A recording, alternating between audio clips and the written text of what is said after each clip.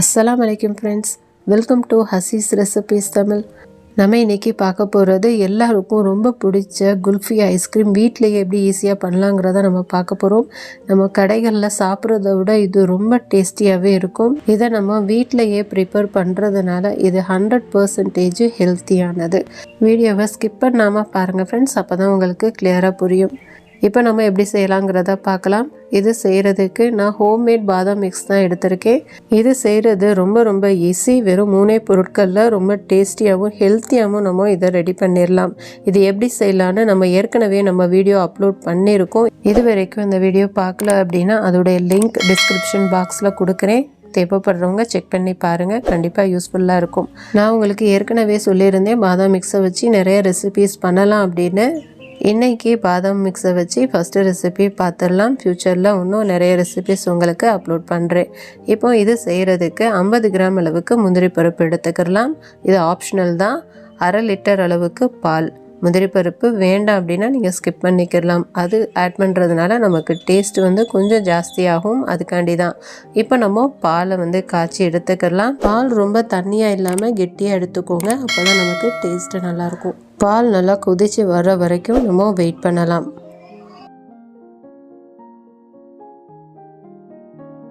பால் நல்லா கொதிச்சிருச்சு. இப்போ நம்ம முந்திரி பருப்பை அரைச்சி எடுத்துகிட்டு வந்துடலாம். முந்திரி பருப்பு ஆட் பண்ணுறதுனால நமக்கு குல்ஃபி ஐஸ்கிரீம் நல்ல ரிச்சான டேஸ்ட்டில் இருக்கும். அதுக்காண்டி தான். உங்களுக்கு வேண்டான்னா நீங்கள் தாராளமாக ஸ்கிப் பண்ணிக்கலாம். நம்ம வெறும் பாதாம் மிக்ஸ் வச்சு நம்ம இதை செய்யலாம், அதுவும் ரொம்ப டேஸ்டியாகவே இருக்கும். முந்திரி பருப்பை நல்லா ஃபைன் பேஸ்ட்டாக அரைச்சி எடுத்துகிட்டு வந்தாச்சு. இப்போ நம்ம இந்த பாலோடு ஆட் பண்ணிக்கலாம். நம்ம ஆட் பண்ண உடனேயும் நல்லா மிக்ஸ் பண்ணி விட்டுறலாம், இல்லைன்னா அடி பிடிக்கிறதுக்கு சான்ஸ் இருக்குது. இந்த ஸ்பூனில் 5 டேபிள் ஸ்பூன் அளவுக்கு நம்ம பாதாம் மிக்ஸ் ஆட் பண்ணிக்கலாம். பாதாம் மிக்ஸை வச்சு நம்ம நிறைய ஸ்வீட் ரெசிபீஸ் பண்ணலாம். பசங்களுக்கு பாதாம் பால் நம்ம செஞ்சு கொடுக்கலாம், ரொம்ப டேஸ்டியாகவே இருக்கும். நம்ம கடைகளில் வாங்கி கொடுக்காம நம்ம வீட்டிலையே நம்ம செஞ்சு கொடுத்தோம் அப்படின்னா குழந்தைங்களுக்கு ரொம்ப நல்லது. இது உடம்புக்கு டெய்லி 1 ஸ்பூன் அளவுக்கு பாலில் மிக்ஸ் பண்ணி குடித்தாலும் இது ரொம்ப நல்லது. கண்டிப்பாக இதை ஒரு தடவை நீங்கள் செஞ்சு பாருங்கள். இப்போது நம்ம பாதாம் மிக்ஸ் ஆட் பண்ணோடனே நல்லா மிக்ஸ் பண்ணி விட்டுக்கலாம், கெட்டிப்படாமல். வாசனைக்காண்டி 1/2 ஸ்பூன் அளவுக்கு ஏலக்காய் பவுடர் ஆட் பண்ணிக்கலாம். நல்லா மிக்ஸ் பண்ணி விட்டுக்கலாம்.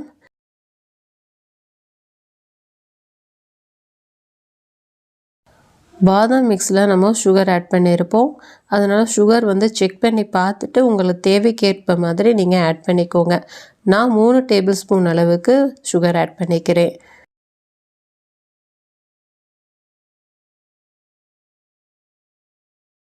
இப்போ நல்லா மிக்ஸ் பண்ணி விட்டுக்கலாம். இது நல்லா கொதித்து கொஞ்சம் திக்காகி வரணும், அது வரைக்கும் நம்ம வெயிட் பண்ணலாம். அடிக்கடி மிக்ஸ் பண்ணி விட்டுக்கிட்டே இருங்க. ஹை ஃப்ளேமில் வைக்காமல் கொஞ்சம் மீடியம் ஃப்ளேம்லையும் லோ ஃப்ளேம்லையும் வச்சு இதை நீங்கள் கொதிக்க விடுங்க. இப்போ நல்லா கொதித்து வந்துச்சு பாருங்கள், நல்லா திக்காயிருச்சு. ஆறினோடனே இன்னும் நல்லா திக்காயிரும். இப்போ நான் கட் பண்ணி வச்சுருக்கிற பாதாம் முந்திரி பருப்பை ஆட் பண்ணிக்கிட்டேன். இது ஆப்ஷனல் தான், வேணும்னா ஆட் பண்ணிக்கோங்க, இல்லைன்னா நீங்கள் ஸ்கிப் பண்ணிக்கலாம். இப்போ இதை நம்ம ஸ்டவ் ஆஃப் பண்ணிவிட்டு கம்ப்ளீட்டாக ஆற விட்டுறலாம். நல்லா ஆறினதுக்கு அப்புறமேலு இப்போ ஐஸ்கிரீம் மோடில் இதை ட்ரான்ஸ்ஃபர் பண்ணிடலாம். நல்லா ஆறிடுச்சு. ஆறினதுக்கு அப்புறமேல் எவ்வளோ திக்காக இருக்குது பாருங்கள். இப்போ இது போல் நான் ஐஸ்கிரீம் மோல்டு வச்சுருக்கேன். இப்போ நான் ஊற்றிக்கிறேன். நீங்கள் ஐஸ்கிரீம் மோல்டு இல்லை அப்படின்னா நீங்கள் ஒரு டம்ளரில் கூட நீங்கள் ஊற்றி வச்சுக்கலாம். இது ரொம்ப சூப்பராகவே வரும். இப்போ நம்ம ஐஸ்கிரீம் மோல்டில் ட்ரான்ஸ்ஃபர் பண்ணிடலாம்.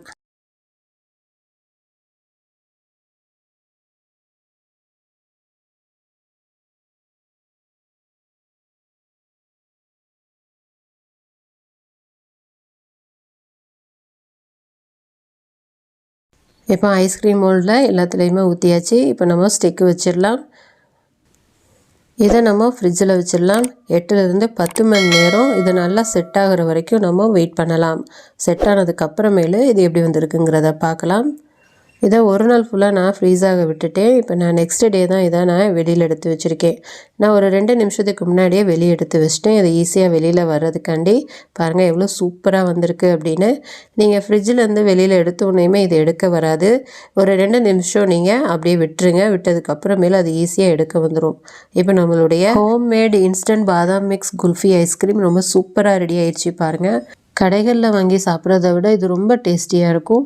கண்டிப்பாக ஒரு தடவை செஞ்சு பாருங்கள். பாதாம் முந்திரி ரெண்டையும் குட்டியாக கட் பண்ணி வச்சுருக்கேன். இப்போ நம்ம அதை ஆட் பண்ணிக்கலாம். இது ஆப்ஷனல் தான். வேணும்னா ஆட் பண்ணிக்கோங்க, இல்லைனா நீங்கள் ஸ்கிப் பண்ணிக்கலாம். இப்போ நம்மளுடைய பாதாம் குல்ஃபி ஐஸ்கிரீம் ரொம்ப சூப்பராக ரெடி ஆயிடுச்சு. கண்டிப்பாக ஒரு தடவை செஞ்சு பாருங்கள். இது போல் நம்ம செஞ்சு வீட்டில் வச்சிட்டோம் அப்படின்னா அடிக்கிற வெயிலுக்கு ஸ்கூல் விட்டு வர்ற பசங்களுக்கு சூப்பராக இருக்கும். நல்லா விரும்பி சாப்பிடுவாங்க. ஹெல்த்தியானதும் கூட. கண்டிப்பாக ஒரு தடவை செஞ்சு பாருங்கள். செஞ்சு பார்த்துட்டு இது எப்படி வந்ததுங்கிறத எனக்கு மறக்காமல் கமெண்ட்டில் ஷேர் பண்ணுங்கள்.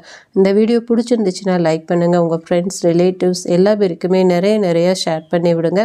இது வரைக்கும் நம்ம சேனல் ஹசீஸ் ரெசிபீஸ் தமிழை சப்ஸ்கிரைப் பண்ணாதவங்க சப்ஸ்கிரைப் பண்ணிக்கோங்க ஃப்ரெண்ட்ஸ். நம்ம நெக்ஸ்ட் வீடியோவில் பார்க்கலாம். தேங்க்ஸ் ஃபார் வாட்சிங்.